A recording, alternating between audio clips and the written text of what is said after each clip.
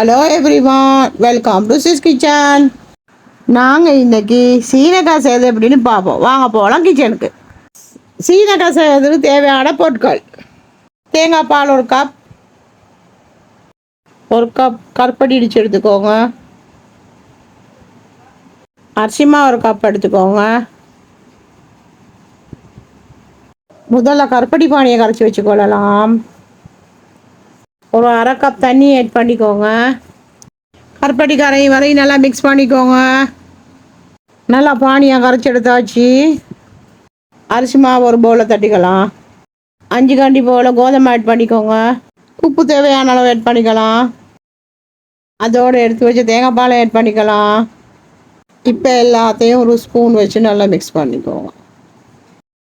நல்லா மிக்ஸ் பண்ணியாச்சு. இன்னும் கொஞ்சம் பாலை ஊற்றி லிக்விடாக ஓரளவுக்கு மிக்ஸ் பண்ணிக்கோங்க. காய்ச்சி வச்ச பானியை கொஞ்சம் கொஞ்சமாக ஊற்றி மிக்ஸ் பண்ணிக்கோங்க. இந்த மாதிரி நல்லா மிக்ஸ் பண்ணிக்கோங்க.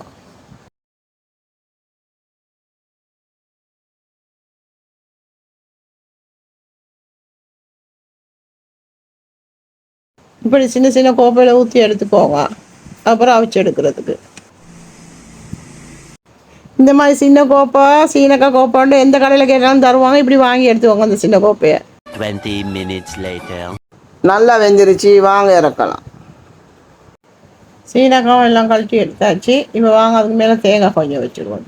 தேங்காய் அவ்வளவுதான். நீங்கள் எதிர்பார்த்த சீனக்காய் ரெடி. நீங்களும் வீட்டில் இதை ட்ரை பண்ணி பார்த்துட்டு எப்படி வந்துச்சுன்னு கமெண்ட் பண்ணுங்கள். இந்த வீடியோ பிடிச்சிருந்தா லைக் பண்ணுங்கள், ஷேர் பண்ணுங்கள், சப்ஸ்கிரைப் பண்ணுங்கள். மறக்காமல் பெல் ஐக்கனை கிளிக் பண்ணிவிடுங்க. மீண்டும் அடுத்த வீடியோவில் சந்திப்போம். பாய்.